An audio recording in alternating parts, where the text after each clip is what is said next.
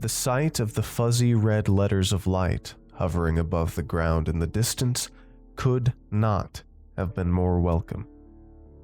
Rain hammered my windshield. My wipers hadn't been useful for hours. As I continued rolling forward, the fuzzy red letters finally revealed their meaning. As I read "motel vacant," I realized the letters weren't floating, but affixed to a large wooden beam. I pulled into a parking lot and looked over my shoulder into the back seat. A backpack. What it contained was little less than what I owned. A DSLR camera, a harmonica, a bag of chips I got at the last gas station I hit, and a legal pad. About 5 Bic pens were hooked into the side nets of the bottle holders. I looked over the seats through my back window, similarly hazed in the makeshift ocean.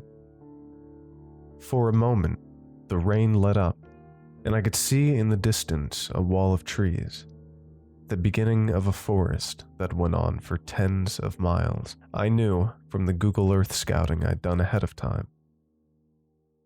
The sun had already taken its leave behind them, and it was kind enough to radiate its warm red glow just above the tree line, just below the darkness of the moody ink of night. Bathed in the sight, for a moment, a deep calm passed over me, and then my eyes found the backpack again. I needed to get a move on. I draped an old windbreaker over my bag, and then held the bag above my head as I did my best speed walk to the door of the front office. It was locked. I squinted through the window to make sure this was the right entrance, and it seemed to be. The side of an old lobby lay just beyond. The front desk, empty, but the sign hanging in the lower right of the window read "Open," so I decided to start banging. First, a few knocks, then a few moments of silence, then a few more knocks. Nothing was happening. My body began to shiver. The odometer in my car claimed it was just above 40 degrees out here. I was just about ready to head back when I saw someone peek from behind the corner of a hallway, about as far away inside as I could see. Luckily, they immediately ran out, a big smile strewn across their face. They unlocked the door and gave me a big "Howdy" as I hobbled inside. It was an older woman, probably in her 50s. "Sorry about that. I hope you weren't kept too long. I'm the only one here right now, and I was cleaning up a mess in the back." No, you came at the perfect time," I said, kind of a lie. "I need a room for the night, and there's heating here, right?" "Oh yeah, we got heat," she said. She made her way back behind the counter and started looking through a scruffy old ledger. "We've actually been completely vacant all week, so you've got your choice here. Now, you want the room with a 25-inch television or the one with a microwave?" I thought for a second before pulling the trigger on the TV. I didn't have anything to microwave anyhow. "All right, there's a stack of VHSs over there you can pick from if you'd like. We don't got antenna out here," she said. I looked over to where she'd nodded. There was a little leather rocking chair that looked about 50 years old, sat just beside a little wooden stool containing the stack of videos. I walked over and started looking through while she got finished doing whatever she was doing to get the room ready. The top VHS was of Eraserhead. I immediately let out a chuckle. I hadn't seen that movie in years, but good God, did it stick with me. The little musical number, "In heaven, everything is fine," still makes itself known in my dreams, or nightmares, more like. The next one down was of a film called Johnny Got His Gun. Never heard of it. The next one down was an old collection of a few episodes of that old sitcom Taxi. I never cared for that show, so I kept going down the list. Next one looked like a bootleg tape. It was one of those non-labeled tapes, but someone had laid a few pieces of masking tape across the cover and wrote, Rod Serling's UFOs, past, present, and future. I was an avid watcher of The Twilight Zone as a kid. My dad was absolutely obsessed with the show, so I was very familiar with Rod Serling. I put that tape to the side and picked up the last one of the stack. And this one was just like the previous one, being a blank black tape, but with the added bonus of containing no masking tape, no writing of any kind. Something about that piqued my interest. Hey, would I be able to take back more than one tape? I think I like 2 of these, I asked her, not removing my gaze from the tapes. Sure, hon, she said. Just gotta write him up so we make sure you don't run off with him when you leave. I could feel her wink from behind. I grabbed the 2 tapes and walked over to the front desk. I handed them to her, and immediately her smile came back, but this time twice as wide. You've got good taste, she began, shaking her head from side to side. Yeah? I questioned, then tapped on the blank tape. What kind of taste does this reveal? She met my eyes again for the first time in a while. It shows you've got taste for secret. And this time her wink was visible. She went into the back room and came out with a key ring on her hand. Now, if I were you, I'd start with the Rod Serling doc and move on to the next one. Might be a better viewing experience that way. Plus, the latter's 1,000 times shorter. I nodded but replied, well, we'll see. I have a bad habit of getting the easy parts of my life out of the way first. She chuckled and handed me the keys. You're in room 3.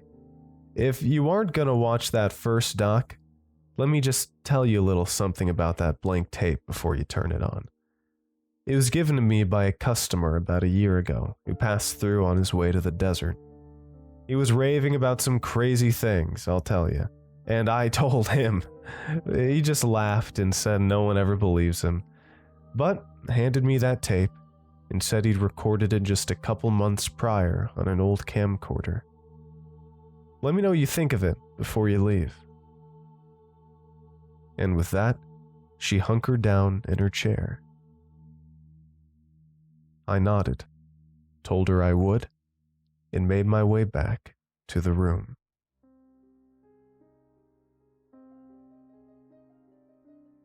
The room was tiny, almost felt like a large closet. A small bed I felt was a little more narrow than the average twin, and a tiny little TV that looked like it moved around from thrift shop to thrift shop for a few decades, before landing here, sat atop an old VCR of a similar fate. I threw my backpack to the floor as I sat down on the bed and rifled through to get that bag of chips. I hadn't eaten all day, and some fried slices of potato sounded quite good to me. I looked around the room as I slid a chip onto my tongue. There were no decorations. The walls a solid gray.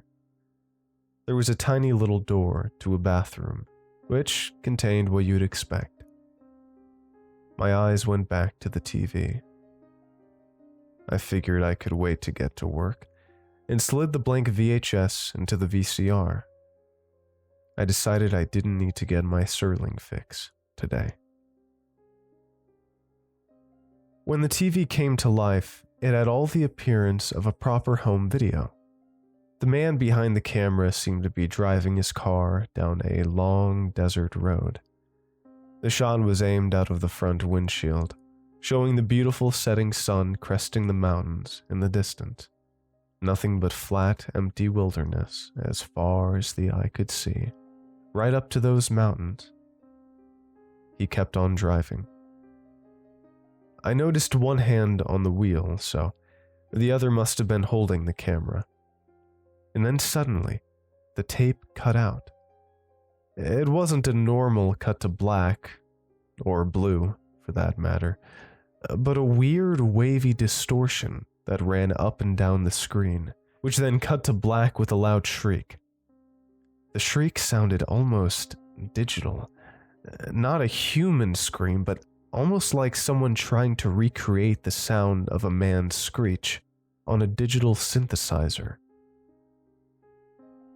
About 10 seconds passed, and then the camera comes back.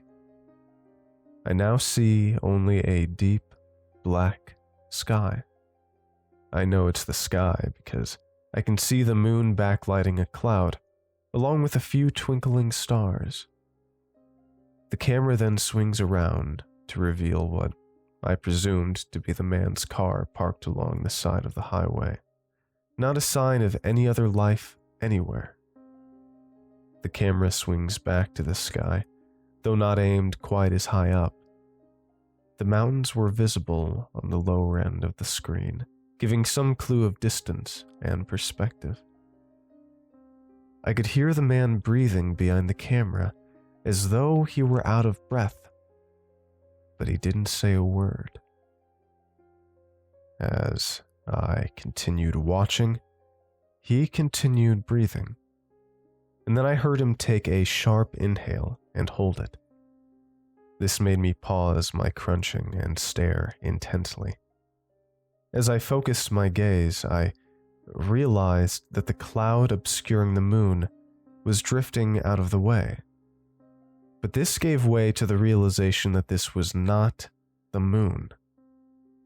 As the cloud kept drifting, I realized this was not circular shaped or formed of a crescent in any way, nor was it white and pitted. It was a large ovular structure, shining as though a star and emitting a red halo around the rim of its blinding white center. The man's camera began to shake, but he took another few breaths as he tried to steady his camera. The ball of light held in the sky for about 15 seconds before it began to grow in size rapidly. In the span of 5 seconds, it doubled in size. What was going on? As the camera suddenly spun around towards the car and jolted around like he was running as fast as he could, I realized what was supposed to be going on. The ball of light wasn't growing in size. It was getting closer. Suddenly, the camera came to a steady still looking out of the back window of the man's car. He must have flung it back there in a rush because within another second, the car roared to life and the scene began running off into the distance as the car flew away. But the camera kept rolling, and as I heard the man huffing and puffing and mumbling to himself words I couldn't decipher, I stared with the camera at the empty highway road in the dark of night, surrounded by only desert and distant mountains on all sides. But then, I saw it. The large red orb, now looking to be of possibly the size of an automobile, sloped downwards out of the sky slowly, like it was drifting, to the right of the upper left of the screen. There it hovered about 10 feet off the ground in the distance, watching as the car drove away. And then it began to grow larger. As the car continued to haul itself forward, the ball of light kept gaining on it, and as it got closer to the vehicle, it raised itself further off the ground and disappeared out of sight. A moment later, the tape cut to black. I sat there for another minute, waiting, but that was it. That was the footage. I hadn't tasted a chip since about 15 seconds into the video, and I wasn't hungry anymore. What in God's name was this? Some student film project? Was someone inspired by the Blair Witch Project and tried to make some found footage film? I had to get more details. I walked back up to the front office. Again, she wasn't there. It took a few minutes of knocking to finally get her attention, and she gave me a similar excuse as the first time. I barely responded, and told her I'd watched the film and wanted to know what this was all about. She just told me more or less what she'd already said. "I don't really know anything more than you do," she went on. "This guy just seemed eccentric and had tons of stories to tell. I didn't believe him, so he gave me that tape." "What kinds of stories?" I asked. All kinds," she began. He claimed that there had been strange sightings in this area, and within a couple 100-mile radius of this area for the past few years. Strange lights in the air, disappearances, claimed there was some kind of cover-up going on. He never got too specific and was kinda all over the place, so I just dismissed him. But on his way out, he gave me that tape. And my God, I guess I was just as shocked as you are right now. Kind of comforting to not be alone on this no more, to be honest. I'm glad you gave it a watch, she said, cackling to herself with a big old grin. I stood frozen for a second, and then began shaking my head from side to side, giggling myself. This was too odd. But, to tell you the truth, it was the most exciting thing I'd experienced in a long time. So, it was more than welcome. Back in my room, I decided to get to work. TV off, notepad out, I had some writing to do. I'd been putting this off for days, wanting to get some good photos of the scenery first, but it was just too damn rainy to go out right now. So I thought I'd write down some descriptions of the nature I'd seen this far on my way up. Hours passed. Around midnight, the rain had let up a bit. It still sprinkled lightly, but the visibility was much better now. I stared out between the blinds of my motel window at the distant forest edge. I felt like something could happen, though I didn't know what, and I didn't know what that meant. It was just a feeling of intrigue I got staring at the trees, lit up in the darkness just enough by the full moon and the blinding stars. And then suddenly, a loud noise like a high-pitched ringing. It reminded me of tinnitus, though it was certainly not located inside of my head. This tone had direction, and it was coming from straight ahead. I looked up and noticed a bright light in the sky above the tree line that wasn't there before. My heart skipped a beat as I considered the video I'd just watched hours before. But as I gazed further, I realized this wasn't quite ovular shaped, and it didn't have a red halo.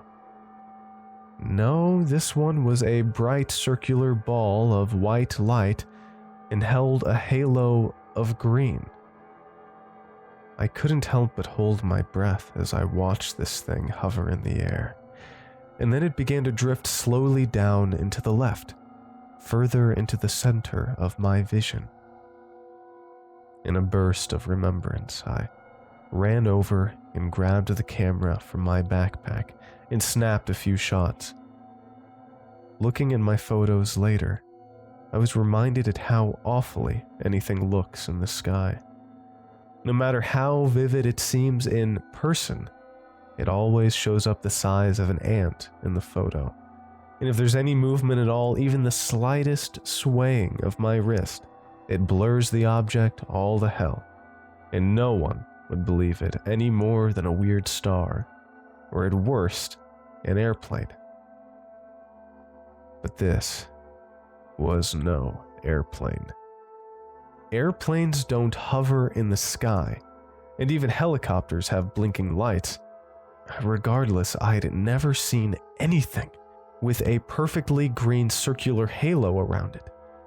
And just as I was thinking these things, watching this thing drift at the pace of a tortoise closer to the tree line, it suddenly shot up straight into the air, into the distant, imperceptible sky, as though it had gone from 2 miles an hour to 50,000 miles an hour in the blink of a second. I actually jumped away from the window. What the hell was that? I felt a deep fear grip my chest, and I worried the potato chips weren't doing my stomach any good in this instance either. But I crept up closer to the window just in case. And I was right. As I watched, the exact same thing I'd observed happened again, though in reverse. The bright white and green orb zoomed from the top of the sky straight down into or behind the tree line in the span of half a second. And it was then I realized the high-pitched sound finally stopped. I was in complete silence, aside from the pounding of my heart in my chest. I just couldn't believe what I had just witnessed. And upon reflection, I couldn't believe I was almost definitely the only person out here to see it. I watched for another 15 minutes, but nothing occurred. And then, an idea came to me. An idea that may overwrite all of the work I'd been doing this whole trip. But an idea that would make that all worthless anyway. I slid the DSLR back into my backpack and grabbed the key to the motel room. Even though it was midnight, it was time to go on a hike. It took me about an hour just to get to the forest edge, and my shoes and socks were soaked. I'd waded through about 2 miles of soggy grass and annoying weeds. I was just happy to be in front of the trees. The rain was quite annoying, but I knew it'd be better in the forest, given that the trees would provide some cover. Once I crested the forest edge, I slipped the camera out from my backpack. I had to be ready, just in case. Just in case, I thought. It was much darker amongst the trees, which is something I hadn't accounted for, unfortunately. I took a look at my crappy old cell phone. No service. I hadn't had service in about the last 25 miles, but there was still about 15% to the charge. I decided to bite the bullet and turn on the flashlight feature. The trees went on infinitely ahead of me as far as I could see. A shiver ran up my spine, and something told me I should turn back, but I pressed forward. About 20 minutes into the trek, I began to hear that high-pitched sound again, but much quieter. I kept on walking, and it elevated in volume, Before too long, it was nearly deafening, but by the time I was considering turning back just to try and save my eardrums, I thought I could see something different ahead of me. Something that wasn't a tree, anyways. I kept on moving forward and realized I was looking at a little shed in the distance. It looked to be about the size of an outhouse, only a little skinny door out front. I presumed it to be quite old, given the faded and chipped navy blue paint that covered it on the front and sides I could see. For some reason, there was a little chimney coming out of the top right of the building. As I got right up to it, the high-pitched tone was almost unbearable, and I began to feel a growing nausea that I assumed was caused by the irritating sound. I wanted to get out of here, and resolved to just after checking out the shed. I had gone this far, and found this thing, so I might as well.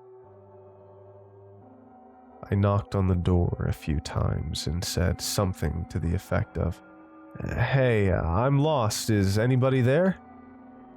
I wasn't really lost, but I didn't know what other excuse to use. There was no sound. I realized the door wasn't even clicked shut, and there was about a centimeter between the door and the door frame.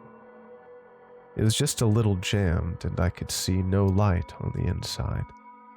So, I began to tug at it. I pulled and pulled, but the door was jammed tight.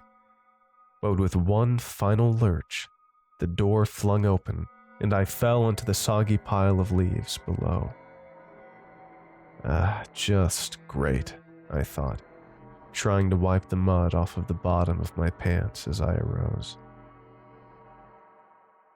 I then looked back to the now open door and froze immediately.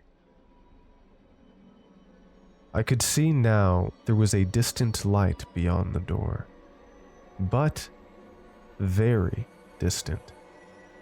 It seemed to be about 50 yards away into the building. I took a few steps to the side and verified to myself that the shed was no more than a few feet deep in length and width. But looking through the door again, the sense of depth was almost infinite. I tiptoed up to the door frame, and I leaned inside, my hands on each side to keep me safely on the forest floor. Though on the outside, this little thing appeared the size of a closet. On the inside, it was no smaller than 2 football fields put together. It went on as far as I could possibly see in all directions, including upwards. It was like looking up into a wide open sky, though devoid of stars. The infinity seemed to fade away in the abyss of a distant fog, no true end in sight. The distant light I could see before me was like a dancing flame in a distant fire. It was also reminiscent of a distant star, in that it was tiny and twinkling. I looked up, to the left, to the right, and just before me, and it was all the same. Infinite depth, punctuated by a singular dot of light. I was suddenly hit with an intense growth of nausea. The room began to spin, and I tightened my grip on the doorframe to keep myself grounded, but my head nodded down in tight weakness. This was when I finally noticed that beyond the edge of the forest floor was simply another plunge into infinity. There was no floor beyond this shed. There was only the same infinite depth and a distant twinkle. This place didn't even have a floor. I felt my sickness grow, and the room began to seem to grow ever larger, along with my dizziness.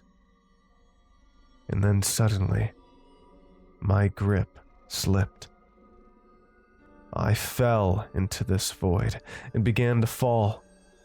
I tried to scream, but the nausea was simply too intense to do more than moan. I drifted limply down into this abyss, flailing, rotating, the wind flying past me as I flew past it, ever gaining momentum. And then suddenly, all sense of my body was gone, the nausea included. I could see nothing but a black void. I was this black void. No thoughts crossed my consciousness. I was pure. In a way, it was blissful. But then vision began to return.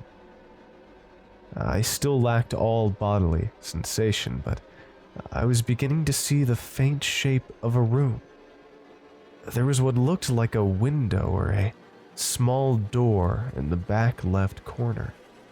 It was also shadowy, but as I gazed unblinking, the figure of a man began to grow to the general right of my field of view. It was nothing but a mass of flesh at first, the faint outline of a figure, but I could suddenly make out a large grin, a very toothy grin.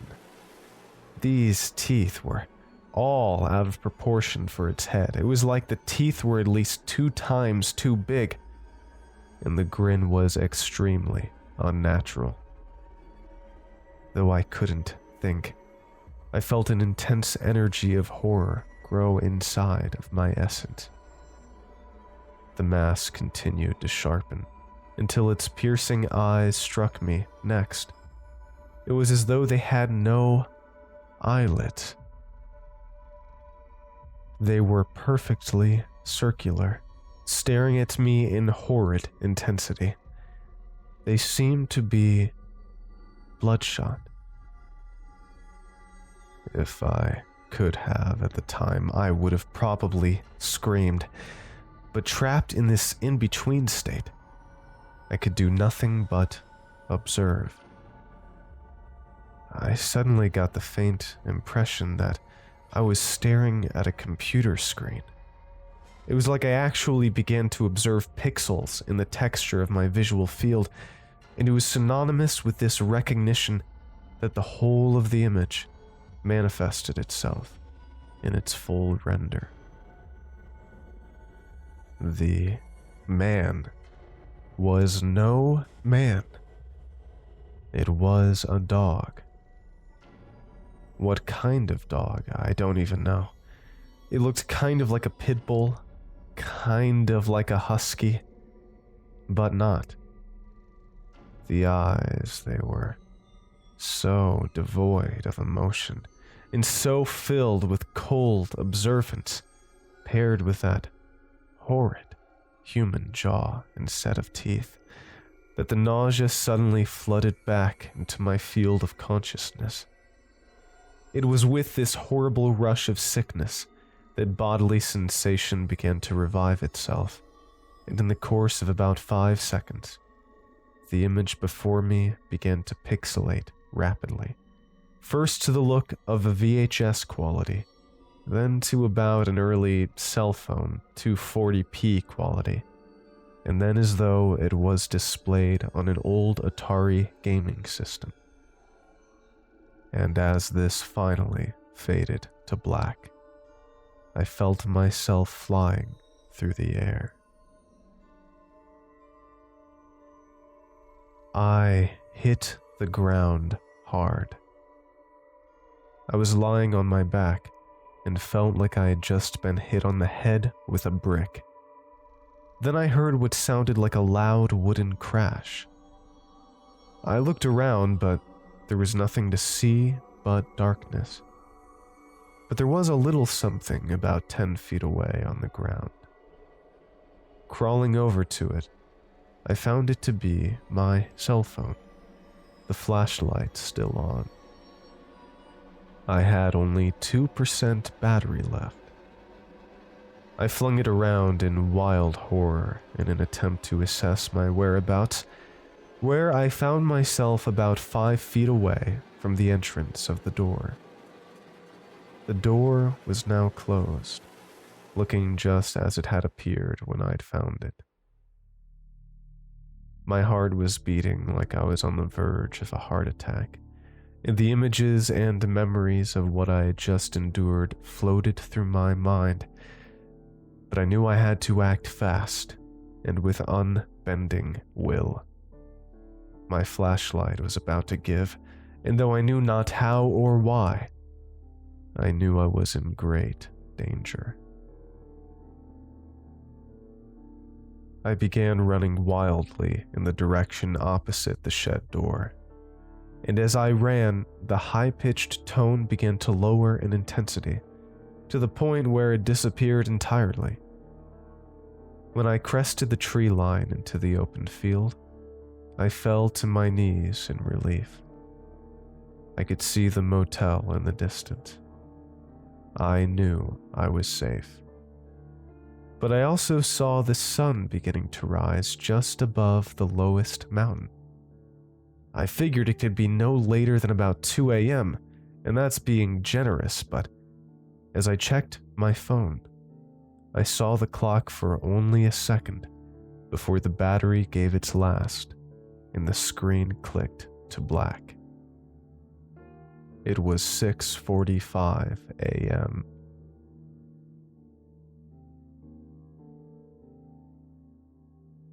I didn't sleep a wink. After getting back to the hotel, the sun was already well into the sky, and I didn't feel my nerves would let me rest anyway. I figured it was time to hit the road as well. I didn't know what the hell happened to me, but I figured a drive would help, and getting away from this place would help even more. In fact, I think that's what I wanted more than anything, to get out of this place and never think about it again. My stomach still wasn't right, but it was leagues better than it was in the heat of the ordeal. I just needed to turn in the keys so I could get out of here. I met the lady at the front desk after the customary door pounding and gave her the tapes. I didn't mention what I'd been through the previous night as I didn't want to be called a loon. No, that's a cop-out. In reality, I didn't want to even acknowledge what had happened to me because I couldn't process the situation myself. Part of me believed it was all one big hallucination. But just before I was ready to bum rush the door, she said to me, "Oh, and hey, were you expecting an email?" "An email?" I repeated back to her. I couldn't imagine why she would ask me such a question, given that even she didn't have my email address. No, I wasn't expecting an email." "Oh, well, I got an email with your name in the subject line. The computer's in the back office if you want to take a look. I didn't want to open it in case it was private." I nodded and meandered my way into the back. There was a dirty old Windows XP computer set up in the corner, open to an old email client. It was open to an email with the subject line of my name, urgent. I felt my heart in my throat as I clicked it open. The following is the text of the email. Dear, again, my name. We understand your journalistic integrity is of the most rigid and moral character. This is why we wish to speak with you. It is of the utmost importance that you delete this email immediately upon copying it onto your legal pad and opening the attachment. I believe the file attached will quell any questions or resistance you maintain. You have stumbled upon something far more important than you realize, and meeting with us will provide you with as much benefit as you will provide us. Regards, General Charles T. Whitacall, USS XTC. I read the email about 5 times over before scribbling it onto my notepad as requested. There were no directions for me, despite the statement that they wished to speak with me. Ultimately, I didn't know what frightened me more. The fact that the attached file, which I strongly felt I should not click, read smile.dog, or that the email address was owned by a known government agency. I didn't click the file and left the motel without saying a word.